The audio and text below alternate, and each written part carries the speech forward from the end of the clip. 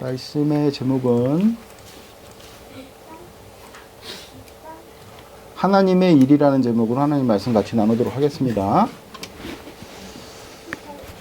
우리가 창세기가 아니라 창조 기사죠.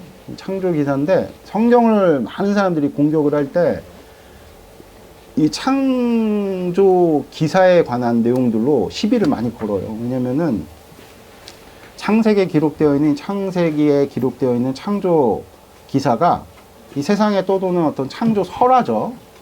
그러니까 창조 설화는 보통 이제 사람들이 만들어낸 이야기다, 이제 이렇게 치부를 하지 않습니까? 창조 설화와 비슷한 것들이 너무 많다. 다른 종교, 다른 문화, 그리고 어떤 특정 민족의 전래동화 같은 그런 내용들과 너무 흡사한 게 많다. 심지어는 성경보다도 앞서서 기록되어 있는 길가메시 서사 같은 그런 기록 같은 경우는 실제 성경보다도 앞선 기록이다. 이렇게 이제 고고학자들이 견해를 밝히거든요. 그러니까 이제 그런 얘기를 들을 때마다 그럼 성경도 그런 내용들을 베낀 것까지는 아니어도 영향을 받은 거냐. 우리는 이제 성경 말씀은 하나님의 절대적인 어떤 우리를 향한 주신 말씀이다 이렇게 여기는데 갑자기 그런 얘기들 들으면은 좀 이제 믿음이 좀 약간 흔들리는 그런 경우들이 왕왕 있죠. 그래서 여러분들 다시 한번 말씀드리는데 지금 이제 여러 가지 학문도 우리나라가 거의 이제 전 세계에서 선진국이다 할 만큼 많은 어떤 발전을 이루고 또 여러 가지로 이제 우리가 많은 사람들이 어떤 그런 학문적 수준이 올라가 있는 상태니까 이러한 내용들을 여러분들이 좀 이해를 할 텐데 그래서 우리가 좀 정의를 잘해야 되는데 성경 말씀은요 어떤 하나님께서 기계적으로 우리에게 귓가에 말씀하셔 너 이런 것들 적어라 이렇게 해서 주님 적은 게 아닙니다. 성경 말씀은요 분명한 어떤 목적이 있어요. 이것으로 이 세상의 어떤 그런 성경과 유사한 그런 설화들과의 차이를 우리가 정의를 해야 되는데 성경 자체가 우리에게 주는 메시지는 무엇이냐면 다른 경전과 너무나도 다른 가장 현격한 차이가 뭐냐면 하나님이 누구신가가 기록되어 있는 책이라는 겁니다. 아멘? 하나님이 누구신가. 그러니까 대부분의 모든 경전은 인간을 중심으로, 그렇죠? 신들도 인간을 어떤 그런 인간의 필요에 의해서 이렇게 인간 중심으로 이렇게 기록이 되어졌다면은 성경은 철저하게 하나님이 누구시냐, 신본주의적인 어떤 그런 결을 따라서 기록이 됐다. 이것이 굉장한, 근데 이거를 오늘 다 나누려면은 너무나도 좀 방대해지기 때문에 오늘은 이제 본문에 해당되어져 있는, 본문에 이제 기록되어져 있는 어떤 내용을 가지고 이 창조 기사가 창조 설화와 얼마나 많은 차이를 내는가 이런 것들을 좀 우리가 알아보려고 하거든요. 오늘 본문에서 형상이라는 이제 표현이 나온단 말이에요. 그렇죠? 형상을 따라 우리의 모양대로 우리가 사람을 만든다 이렇게 나오는데 이 형상이라는 표현은 우리에게 좀 어느 정도 이제 많은 숙제를 가져다 주는데 왜냐면은 예수님께서 밝히신 바처럼 하나님은요 육체가 없으시잖아요. 우리가 상식적으로 알듯이, 그쵸? 한 육체가 있으시다 그러면은 그분이 일부러 숨기실 리가 없겠죠. 근데 하나님은 육체가 없으시다. 왜 육체가 없으시죠? 영이시기 때문입니다. 영이시기 때문이죠. 영은 인간의 인지 능력으로 가늠할 수 있는 형체가 없어요. 그렇죠? 영은 말씀인데 우리가 이렇게 목소리로 이렇게 얘기를 하는 것도 여러분들 물리적인 어떤 현상이잖아요. 그렇죠? 근데 그런 어떤 물리적인 어떤 외형이 하나님께는 없으시단 말이에요. 없다고 해서 그것이 육체가 없다고 해서 존재하지 않는다 이렇게 생각하실 리는 없을 것 같습니다, 여러분들. 그렇죠? 하나님은 영이시기 때문에 육체가 없습니다. 그런데도 하나님께서는 당신의 형상으로 인간을 만드신다고 이렇게 말씀을 합니다. 이 형상에 담겨져 있는 의미는 어떤 외형적인 의미가 아니다. 이런 건 어렵지 않게 우리가 추론할 수가 있겠죠. 그리고 또 한 가지 우리가 이 본문을 볼 때 의문을 좀 갖게 되는 어떤 그런 표현이 우리라는 표현인데, 우리. 하나님께서는 분명히 우리의 형상대로 인간을 창조하신다고 여기 말씀을 하시죠. 여기서 우리는 누구를 지시하는 건가? 우리가 잘 알다시피 하나님은 한 분이시잖아요. 그죠? 유일하신 하나님이시란 말이에요. 근데 여기서 지금 본문에서 보니까 우리라고 이렇게 표현을 한단 말이에요. 복수로 표현되고 있는 거죠. 그러면은 뭐 하나님께서 뭐 여러 분 계신다. 그럼 우리는 다신론을 믿는 거냐? 아니라는 거죠. 우리가 믿는 하나님은 유일신입니다. 아멘? 할렐루야. 창세기가 다른 창조설화와 뚜렷하게 구별되는 것이 유일신 개념 때문이에요. 모든 창조설화는요, 100% 찾아보세요. 어떤 거 하나라도 여러분들 가져오셔서 이 창조 기사는 유일신이 창조한 어떤 그런 내용을 담고 있습니다. 그런 거를 여러분들이 뭐 챗GPT라든지 뭐든지 검색을 해가지고 뭐 어디 가갖고 뭐 이렇게 대학교에 가가지고 뭐 하든지 하다 한 개라도 좀 가져와 보세요. 한 개도 없습니다. 전무합니다. 100% 다신론 위에 서 있다는 겁니다. 그런 모든 기록들이. 오직 유일하게 창세기의 창조 기사만이 유일신 개념 위에 창조를 밝히고 있다는 거죠. 이것이 무엇이 중요한가 생각할 수 있지만 아주 중요하고 결정적인 차이를 낸다는 거예요. 기타 창조설화에서 창조는요, 여러 신들끼리 어떤 행에 따른 부산물에 불과해요. 그러니까 뭔가 신들끼리 다투거나 담합을 하거나 뭔가 신들과의 관계 속에서 벌어지는 어떤 그런 필연이 아니라 우연의 산물에 불과하다. 모든 창조설화가 대부분이. 거의 100%라고 해도 틀리지 않습니다. 뚜렷한 창조의 목적이 없다는 겁니다. 있다 할지라도 그것은 신들이 사는 세상의 유익을 위한 창조일 뿐인 거죠. 그러나 천지창조의 창조는요, 오롯이 유일하신 하나님의 확고한 의지를 기반합니다. 아멘? 그러니까 이게 유일신 개념의, 유일신이 뭐 대수야? 대수입니다. 그러니까 오직 하나님의 창조 기사만이 창조 목적이 분명하게 나타나고 있다는 겁니다. 다른 모든 창조설화는 왜 창조했는지 몰라요. 창조 목적이 없습니다. 그리고 어떤 의지를 가지고 창조를 한 게 아니라 뭐 하다 보니까 그냥 부산물로 나온 결과가 돼버린 겁니다. 무슨 뜻인지 아시겠습니까, 여러분들? 이런 차이가 있다는 거예요. 그러니까 그만큼 피조물에 대해서 우리 하나님께서는 매우 중요시 여긴다. 이걸 우리는 보통 인격적이다 이렇게 얘기를 하잖아요. 인격적으로. 우리가 뭔가 내 인격이 무시당했을 때 가볍게 여김을 당한다거나 무시당한다거나 그럴 때 그런 이야기 하잖아요. 인격적이라는 거는 나를 중요하게 여긴다는 겁니다. 우리 하나님께서만이 창조에 대해서 굉장히 진지하시다. 이게 창세기의 창조 기사가 다른 창조 설화와 너무나도 다른 겁니다. 무슨 뜻이냐? 이 맥락을 알아야 우리가 미혹을 안 당해요. 의심을 안 한단 말이에요.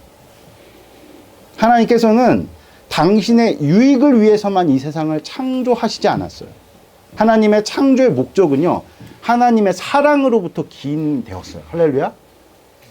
그러니까 왜 만드신 겁니까? 사랑하시려고 만든 거예요. 그래서 하나님은 사랑이라고, 그러니까 하나님이 사랑이 아니면요, 우리 믿을 필요가 없습니다. 우린 소모의 대상이고 이용의 대상일 뿐인 거예요. 근데 하나님은 사랑이시다. 하나님의 사랑이 기인돼서 이 땅이 창조가 된 것이다. 결과 모든 인간과 모든 피조물을 사랑의 대상으로 규정하신 거죠. 그렇게 창조하신 겁니다. 심지어 모든 피조물의 대표인 인간을 하나님께서는 당신과 인격적인, 그러니까 교류의 대상으로 여러분들 관계를 맺으신 겁니다. 반면에 기타 창조 설화에서는 인간은 대부분 신의 실수 내지 이용의 대상으로 상정해요. 그래서 인간의 지위는 언제나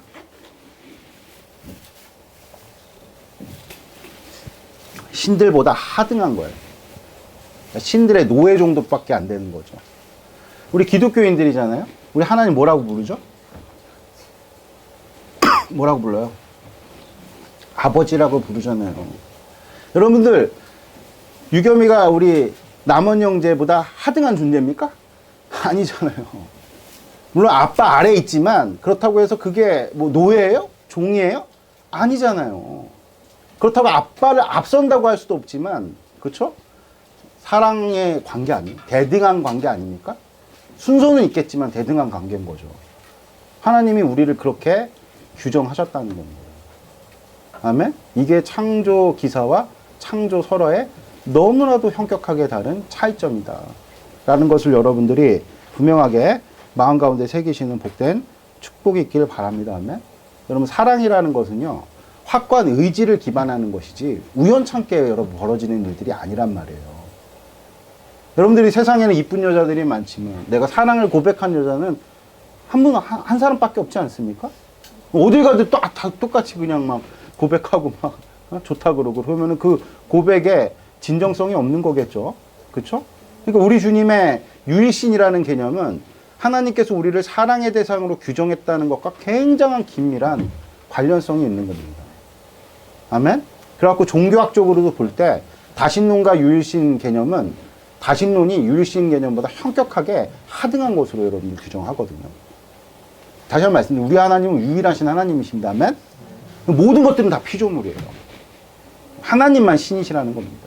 창조주시라는 겁니다. 이게 성경의 아주 독특한 특징입니다. 다른 어떤 경전도 어떤 창조서라도 따를 수가 없는 거죠. 비슷한 얘기는 있다 할지라도 거기에 담겨져 있는 의미와 여러분들 목적을 생각할 때 성경은 너무나도 유일한 하나님께서 우리에게 주신 말씀일 줄을 믿습니다. 아멘? 할렐루야. 다시 이제 돌아와서 그러므로 그런데 오늘 이제 또 한 가지 오늘 본문은 이 창조주에 대해서 그런데 우리가 또 이렇게 이제 유일신이라고 얘기를 했는데 문제는 뭐냐면 이 창조주 하나님은 오늘 본문은 뭐라고 얘기하냐면 복수로 표현을 하고 있어요. 복수로. 그러면 이것은요 하나님이 여러 명이라는 뜻이 결코 아닙니다. 성경을 해석함에 있어서 먼저는 우리가 1차 독자를 생각을 해야 되거든요. 네? 그러니까 여기서 이제 이게 뭐 우리가 보통 이제 여기서 나오는 우리는 성삼위일체 하나님이 아니냐 뭐 이렇게도 이제 이야기를 많이 이렇게 목사님들이 하시잖아요. 근데 이거 너무나도 철저히 지금의 우리가 가지고 있는 성경에 대한 이해를 가진 관점이고요. 아니, 출애굽 백성들이 삼일체 개념이 있습니까? 없죠. 그러니까 그렇게 볼 거는 아니고 이 고대 근동의 어떤 표현 중에 존엄의 복수라는 게 있어요. 그러니까 뭐냐면은 아주 존귀한 자의 지칭을 할 때 복수로 표현하는 그런 어떤 표현 기법이 있다고 합니다. 무슨 뜻인지 아시겠어요? 그런 어떤 존엄의 복수라는 어떤 의미로서의 이 우리인 거고 또 한 가지는 출애굽 백성들이 살던 시절은요 정치 체제가 왕정이 상식이에요. 왕정제도 왕이 통치하는 이게 그들의 상식이란 말이에요. 근데 그러므로 이 왕정에 입각한 시각으로 우리의 형상을 해석해 그들에게 있어서 하나님은 누구죠? 왕이에요. 왕. 출애굽 백성들에게 왕은 누구야? 하나님이시잖아요. 이전까지는 바로가 왕이었단 말입니다. 근데 이제 정권이 바뀌었어요. 우리나라 정권이 바뀌어도 체제가 바뀌는 건 아니잖아요. 자유민주주의 체제는 똑같잖아요. 그렇지 않아요? 똑같은 그와 마찬가지로 정권이 바뀌었지만 그들을 다스리는 어떤 정치 체제가 변하지는 않죠. 예전에 바로가 왕이었는데 이제 누가 왕입니까? 하나님께서 왕이신 거죠. 왕. 그러므로 이 왕들은요 중요한 결정을 할 때면 언제나 궁정회의를 열어서 그 결정을 공포합니다. 그래야 실무자들이 그 공포된 왕의 결정을 일사천리로 시행을 하거든요. 그래서 우리가 사극 같은 거 보면 왕이 뭔가 결정을 할 때 신하들이 쫙 서 있잖아요. 그래서 뭐 신하들이 뭐 이런저런 얘기하다가 이렇게 결정하겠다. 전하 성은이 망극하옵니다. 그리고 딱 끝나는 거 아니겠어요? 그런 거와 마찬가지로 하나님께서 뭔가를 결정을 하실 때는 어떻게 한다는 겁니까? 그 결정을 이룰 수 있는 많은 이게 이제 그래서 뭘 의미하는 거냐면 천상의 궁정회의다.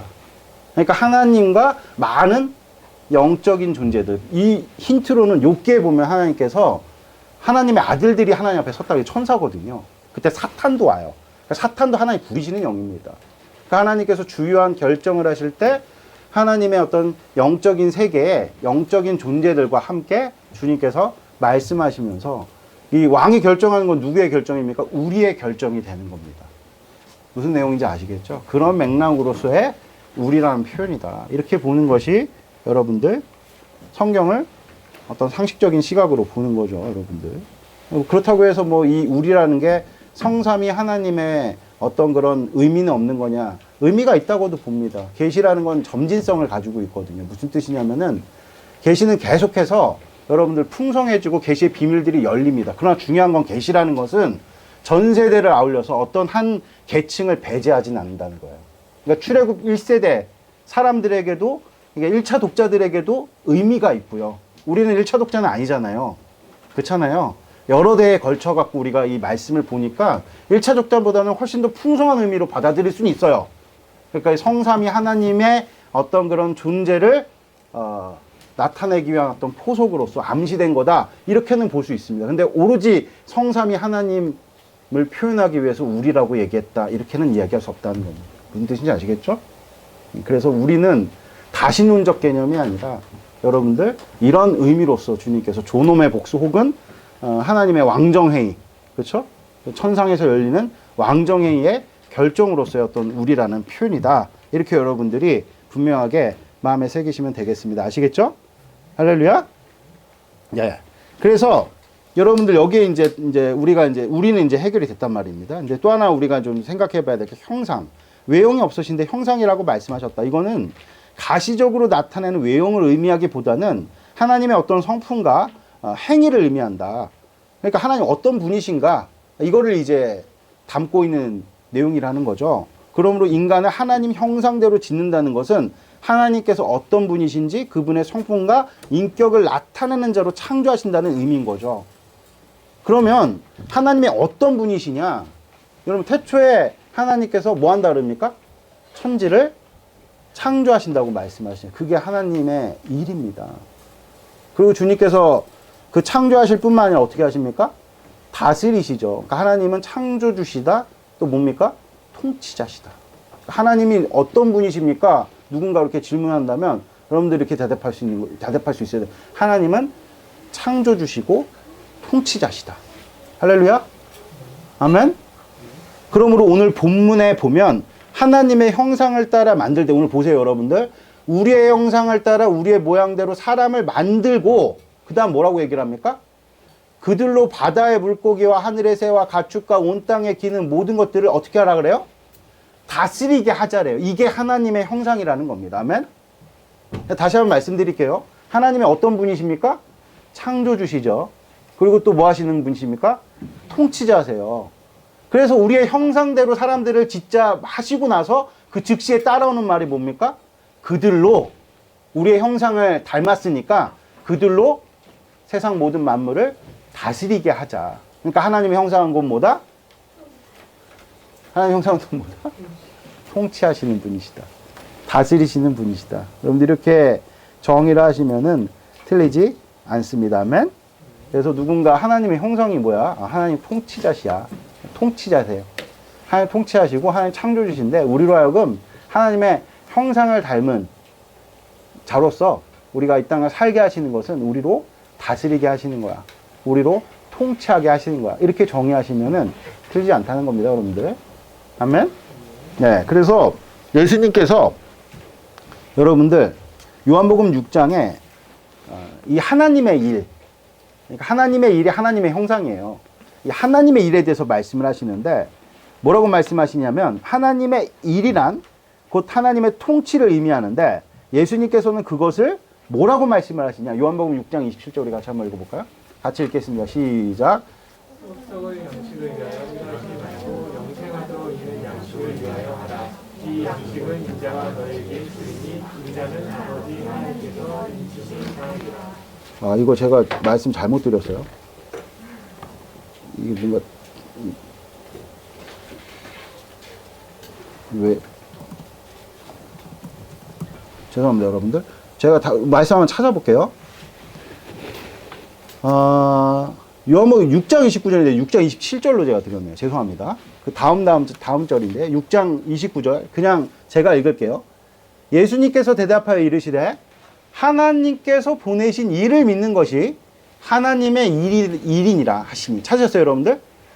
같이 한번 읽어볼까요? 읽겠습니다. 시작. 예수님께서 대답하여 이르시되 하나님께서 보내신 이를 믿는 것이 하나님의 일이니라. 그러니까 이제 여러분들 아시겠죠? 무슨 뜻인지? 하나님의 일이 뭡니까? 하나님께서 보내신 일을 믿는 거예요. 하나님 누굴 보내셨어요? 누굴 보내셨어요? 예수님 보내셨잖아요. 아, 예수님 믿는 것이 하나님의 일이구나. 근데 아까 하나님의 일이 뭐라 그랬어요? 통치. 통치. 하나님의 통치. 그 하나님의 통치는 예수님을 믿는 거구나. 여러분들 이 말씀이 나오게 된 맥락을 우리가 좀 살펴보면 예수님을 오병이어의 기적을 일으켰잖아요. 근데 그 오병이어의 기적을 맛본 자들이 예수님을 왕 삼겠다고 찾아온 것이 요한복음 6장의 내용이거든요. 그 찾아온 일들의 맥락 속에서 이 말씀이 나온 거예요. 근데 그 찾아온 자들을 예수님께서 어떻게 하셨냐면 이런지하에 그들의 제안을 거절하셨어요. 이유는 뭐냐? 그들이 예수님을 찾는 것은 예수님을 그들의 배를 채워주시는 분으로 여겼기 때문입니다. 그런데 우리가 민주주의 사회에서 살고 있잖아요. 민주주의의 지도자는요, 민주 시민을 위한 종에 불과합니다. 그렇지 않아요? 우리가 대통령 막 욕하잖아요. 안 해요? 다 하시던데? 막 하대하잖아요. 막 그래서 대통령 이름 막 함부로 부르고 막 그러잖아요. 애들 앞에서 좀 그러지 마시길 바래요. 제 살 깎아 먹는 겁니다. 정치 성향 안 맞는다고 막 함부로 얘기하거나 그러면 안 돼요, 여러분들. 아시겠어요? 교육상 되게 안 좋습니다. 나중에 다 되돌아와요. 그런데 근데 우리가 그럴 수 있는 것은 민주주의에서 나라의 진짜 주인이 대통령이 아니잖아요. 누구죠? 국민이죠, 국민. 이게 우리의 상식이란 말이야. 그런데 이러한 관점으로 하나님의 왕되심을 호도하는 경우가 너무 많다는 거예요. 아니라는 겁니다. 여러분, 하나님이 왕이십니다. 아멘? 하나님이 우리를 위해 존재하지 않아요. 우리가 논리적으로 얘기하자면 오히려 엄격하게 얘기해서 우리가 하나님을 위해서 존재하는 겁니다. 아멘? 이 점은 여러분들이 진짜 유의하셔야 됩니다. 아멘? 물론 여러분들 하나님의 통치라는 것이 결과적으로 그 통치를 받는 대상들을 유익하게 하고 풍성하게 하죠. 근데 그것은 목적이 아니라 결과일 뿐인 거예요. 그러니까 하나님께서 우리를 통치하시는 목적이 우리를 막 잘 살게 해주시고, 막 우리를 막 이렇게 치켜 세워주시고, 막 기쁘게 하고 행복하게 하고, 그럴 목적으로 우리를 창조하신 게 아니에요. 우리 그렇게 착각할 때가 많아. 우리 지도자 왜 세우죠? 왜 투표해서 세우죠? 아, 국민을 유익하게 하고, 뭐 돈도 잘 벌어다 주고, 아, 뭐 그렇게 하려고 세우는 거 아니겠어요? 그렇잖아요. 철저한 우리의 종이잖아요. 종이 종대로 이렇게 안 하고 막 주인 되려고 그러니까 우리가 막 뒤집고 그러는 거 아닙니까? 예? 하나님은 그런 분이 아니시라는 거예요. 하나님 목적은 따로 있어요. 뭐예요? 우리를 무엇으로 규정하셨다 그랬어요? 사랑의 대상으로 규정했단 말이에요. 그러니까 하나님과 우리 사이에 무엇이 일어나야 됩니까? 사랑이 일어나야 돼요. 사랑이. 아멘? 다시 한번 말씀드리게 하나님께서 만물을 창조하신 목적은 사랑을 나누기 위함입니다. 아멘? 그러므로 응당 만물은 하나님을 사랑하고 하나님께서는 만물을 사랑해야 됩니다. 할렐루야? 아멘? 동의하시죠? 하나님은 우리를 확실히 사랑하세요. 그런데 우리는, 특별히 인간은 자꾸만 하나님을 사랑의 대상이 아닌 이용의 대상으로만 상정을 해요. 그 이유가 무엇이죠? 성경에 뭐 때문에 그랬다 그럽니까? 예? 죄 때문에. 죄 때문에. 죄는요, 잘 생각해 보세요, 여러분들. 죄라는 거는 하나님에 대한 반역의 가장 적극적인 표현이에요. 그러니까, 아, 목사님, 저기, 아담과 하와가 우연히 그냥 지나가다가, 그냥 선악과를 보고 따먹었는데, 그게 그렇게 큰 죄입니까? 여러분, 자꾸만 그렇게만 생각하니까 우리가 오해를 하는 거예요. 아담과 하와의 죄악은요, 우리의 죄성에서, 우리의 죄의 실제적인 어떤 역사 속에서 이해를 가져야 되거든요. 죄라는 건 어떡하냐면, 다시 한번 말씀드려, 하나님에 대한 적의가 있을 수 있고 반역의 어떤 마음을 가질 수가 있는데, 여러분 사극 같은 거 이렇게 보면은 반정 모의를 하잖아요, 사람들끼리. 그래 안 그래요? 막 모의를 한단 말입니다. 이렇게 할까 저렇게 할까, 야, 요 틈에 타갖고 이렇게 약해질 틈을 타갖고 반정을 일으켜갖고 우리가 전복하자, 뭐 이러지 모의를 하잖아요. 모의만 하다 걸려도 어떻게 되죠? 반역죄로 죽는데, 그쵸? 그 모의를 하는 것을 넘어서서 나중에 선언을 하잖아요. 그러니까 우리나라에도 여러 왕조들이 반역한 사례들이 있죠. 그런 것들 드라마로 이제 극화해갖고 막 보여주잖아요. 그러니까 딱 선포를 하는 거예요. 지금부터는 이 왕조는 끝이야. 내가 새로운 왕이야. 라고 선언한 게 반역이에요. 그러니까 아담과 하와의 범죄가 그런 겁니다. 그 우리의 모든 죄의 실상들을 보면 우연히 벌어지는 범죄는 아무것도 없어요. 우리의 죄된 지금까지 살아오면서 우리가 지었던 죄들을 한번 생각을 해보세요. 다 계획적입니다. 아세요?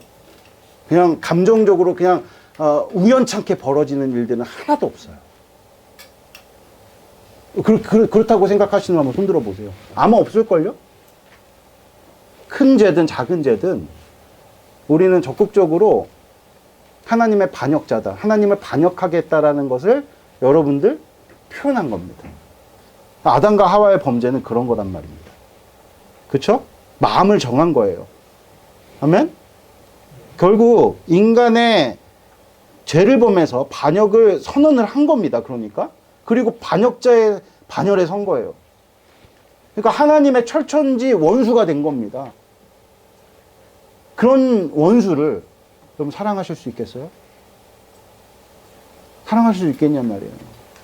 나에 대해 나쁜 어떤 마음을 품을 수는 있어요. 근데 그걸 가지고 적극적으로 표현을 했단 말이에요. 예를 들어 우리 김대원 형제님이 저 목사님 생각해봐. 목사님 정말 싫어요.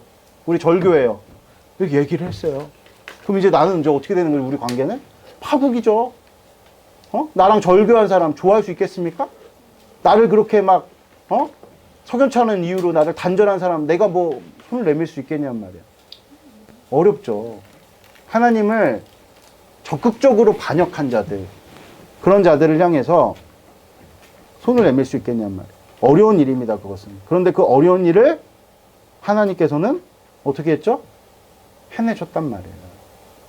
아멘? 그것이 우리가 신봉하는 십자가가 담고 있는 의미예요. 그러면 이제 하나님의 용서를 우리는 어떻게 해야 되죠? 수용해야 됩니다. 반역자는 여러분 우리 사극 같은 거 보면 어떻게 처단합니까? 막 3족을 멸해버리잖아요. 9족을 멸해버리잖아요. 그 반역의 불씨를 아예 그냥 아예 그냥 다 꺼트려버리잖아요. 그런데 그 반역자를 용서하고 다시 사랑의 관계로 여러분들 상정할 수가 있겠냔 말이에요. 그걸 해낸 것이 하나님이시고 십자가 담은 의미입니다. 그럼 우리는 어떻게 해야 되겠습니까? 그냥 죽는 게 아닙니다. 완전 씨를 말려서 죽일 대상이었던 우리를 우리 주님께서 다시 품겠다고 손길을 내밀었으면 어떻게 해야 돼요, 우리는? 당연히 수용해야 되죠.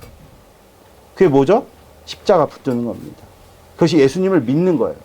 예수님께서는 그것을 하나님의 일이라고 말씀하셨습니다. 그러므로 우리가 예수님을 믿을 때 정확히 예수님의 보혈을 붙들 때 우리 삶에는 하나님의 일이 이루어지게 되는 겁니다. 할렐루야. 다시 하나님의 형상이 회복되는 겁니다. 아멘.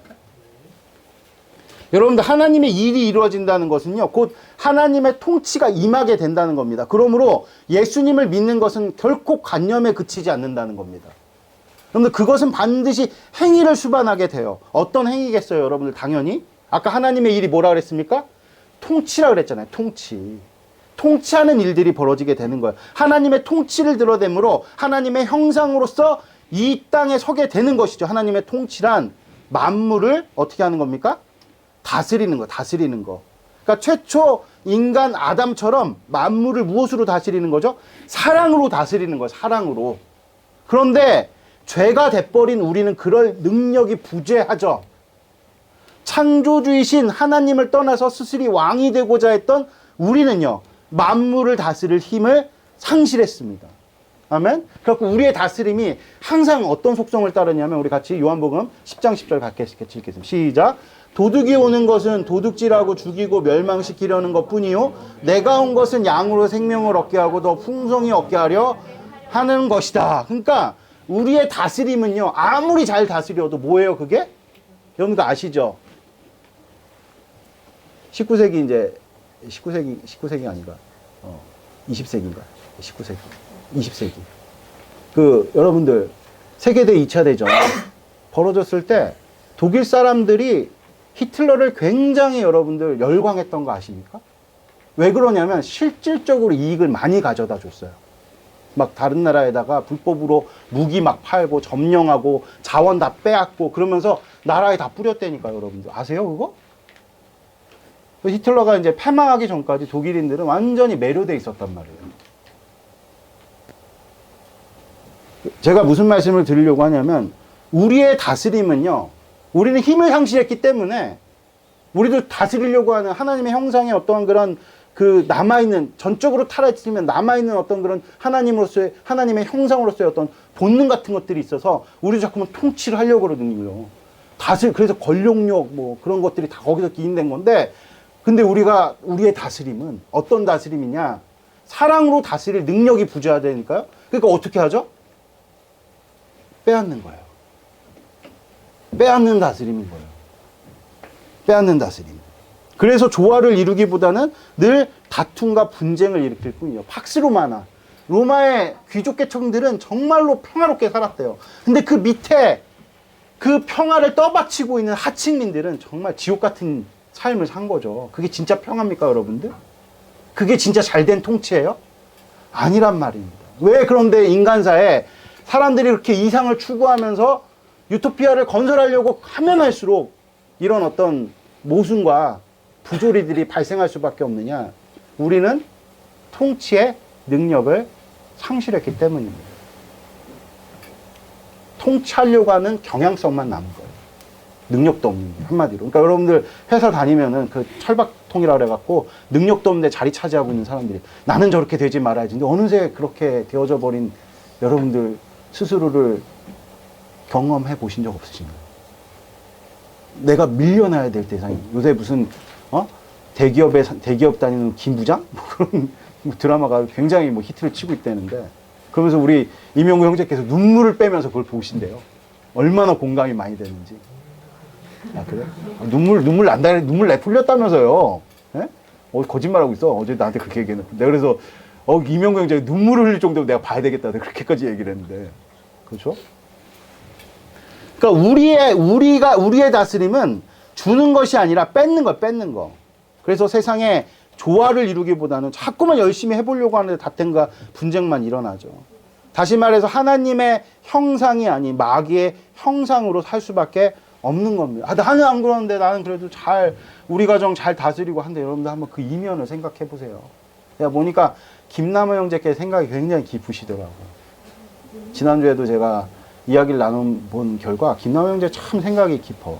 아마 생각이 깊은 김남호 형제도 한번 잘 생각해 보시라고. 내가 내 가정을 잘 관장하기 위해서 내가 할 수밖에 없는 구조 악의 현실을 우리가 무시하며 살아갈 수가 있는가? 있어요, 여러분들. 어쩔 수 없이 구조적으로 빼앗아야지만 내가 유복하게 지낼 수밖에 없는 그런 현실들이 있다면, 양심이 살아있으면 그런 것들을 우리가 무시하지를 못하죠. 하나님께서 우리 가운데 그런 양심을 살아나게 하시거든요. 다시 이제 돌아와서, 우리에게 필요한 것은요. 그래서 우리에게 필요한 것은 하나님의 뜻대로 세상을 다스릴 힘과 능력입니다. 그러니까 죄에서 파생된 악은요, 제가 다시 한번 말씀드리면 감정이나 정서에서 비롯된 우연이 아닙니다. 철저히 악은 의지의 문제이고, 그 의지를 내는 근본적인 이유는, 악은요 선의 결핍으로 인한 것이다. 뭐 스피노자가 그렇게 얘기했는데 다 맞는 말은 아니지만 어느 정도 맞는 이야기입니다. 선을 이루는 근간이 뭐냐? 힘과 능력이에요. 그러니까 우리가 뭘로 핑계댈 수 없냐면, 내가 사랑으로 살려고 했는데 능력이 부족했어요. 제가 주는 인생 살고 싶었는데 가진 게 있어야 주죠. 나 먹고 살기도 힘들어 죽겠는데요. 그러면서 뭐를 우리가 선택하는 거냐면 빼앗는 것을 정당화하는 거예요. 근데 빼앗는 것은 정당화될 수가 없습니다. 아세요, 여러분들? 그 핑계를 아무리 대봐도 하나님의 그 지엄하신 율법적 잣대에서, 그 불꽃 같은 눈길에서 우린 벗어날 수가 없는 거예요. 그러니까 앞서 얘기했던 건 스피노자가 뭐라고 얘기했습니까? 악은 선의 결핍. 어느 정도 맞는 얘기라 그랬죠? 선을 행할 능력과 힘이 없는 거예요. 능력과 힘이 없는 것을 두고 핑계할 수 없다는 거예요. 그러니까 우리가 어떻게 해야 되죠? 어떻게 해야 됩니까? 힘과 능력을 가져야 돼요. 가져야 됩니다. 그 힘과 능력을 여러분들 세속적인 것으로 이해하지 마시고, 그 힘과 능력은 뭐냐? 사도 바울이 우리에게 분명하게 말씀했죠. 우리 같이 읽어볼까요? 에베소서 5장 18절 읽겠습니다. 시작. 술 취하지 말라 이는 방탕한 것이니 오직 성령으로 충만함을 받으라. 할렐루야. 그러니까 성령 하나님으로 충만함을 받아라. 성령 충만해야 됩니다. 성령 충만해야. 성령이 무엇입니까? 하나님의 능력과 힘이에요. 근데 성령을 주님께서 뭐라고 말씀하시냐면 성령은 곧 내 입술에서 나간 말이다. 그러니까 그리스도의 말씀이 성령 하나님인 겁니다. 그러니까 우리가 성령 충만이라는 것은 그리스도의 말씀으로 충만. 앞서 제가 전제로 깔아드렸던 성경이 다른 경전과 완전히 다른 게 뭔지 아십니까? 다른 경전을 읽다 보면 인본주의로 흐를 수밖에 없어요. 그래서 인간을 위해서 신들이 교묘하게 그 경전의 내용은 신들을 위해서 인간을 하대하는 어떤 맥락들로 나오지만 결과적으로 여러분들 바로의 신격화를 위해서 그 이집트 종교가 필요했던 거잖아요. 그런데 우리 하나님은 그렇게 만우리 여김을 당하시지 않으세요. 우리가 이방 종교 믿듯이 하나님을 믿어서는 하나님 절대 우리의 왕이 안 되십니다. 할렐루야. 성경의 주요한 특징이 무엇이냐면 다른 경전과는 다르게 하나님이 누구신지를 계속 지속적으로 말씀하고 있다는. 인간은 안중에도 없어요. 하나님이 누구신지. 아멘.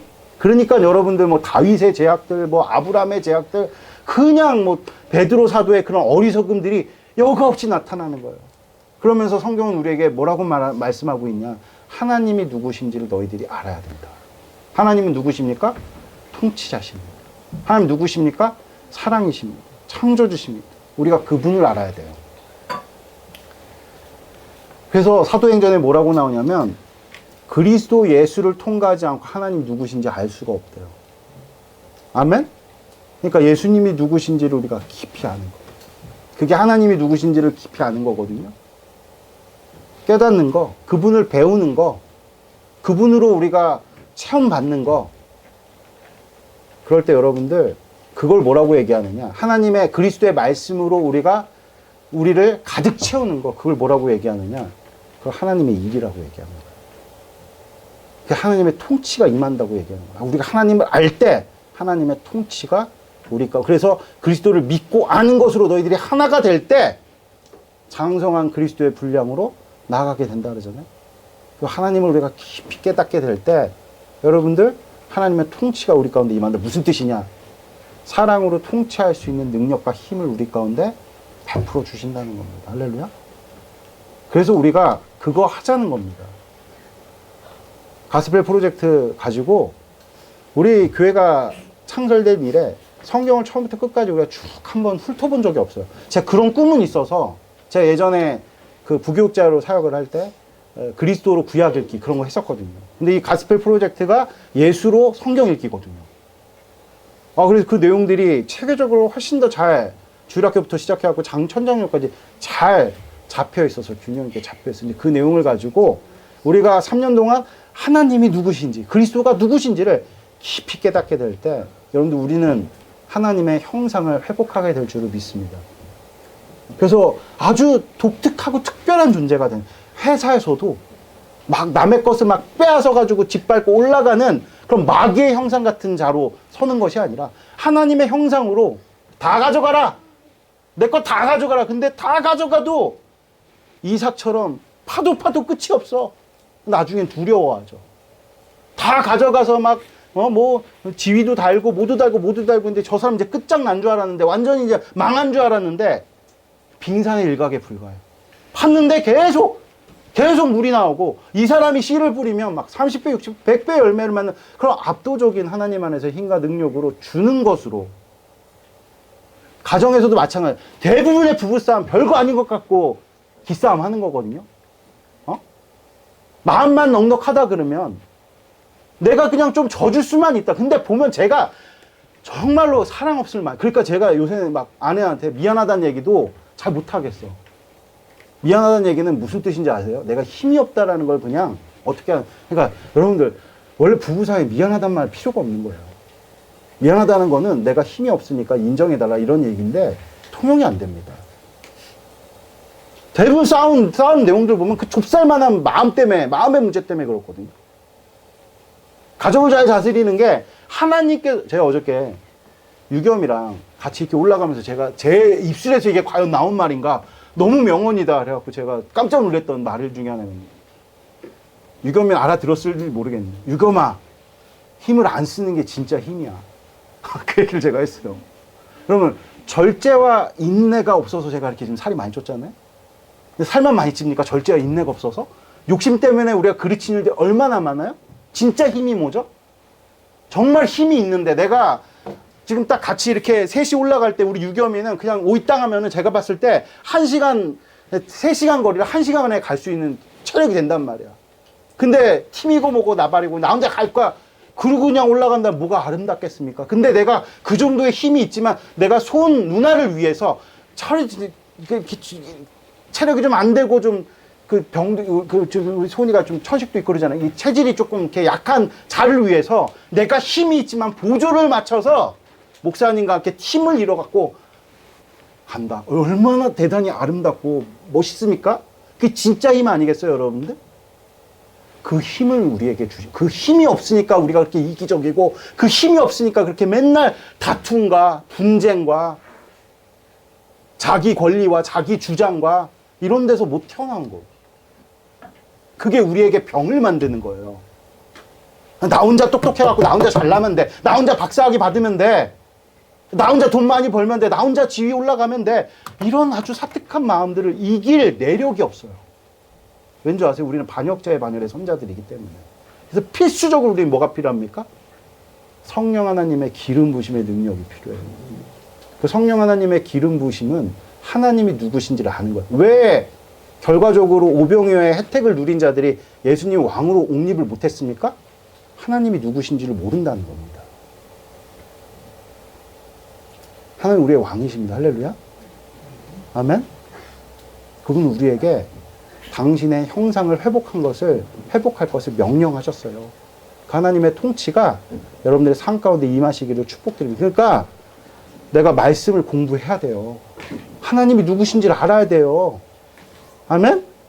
그걸 모르면 우리는 계속해서 잘 사는 것 같다고 착각을 하면서 살아요. 나중에 다 지나갔는데 알고 봤더니 내가 빼앗고 다툼을 일으키는 주요 원인이었다는 사실을 마주하지 않으시기를 축복드립니다. 아멘?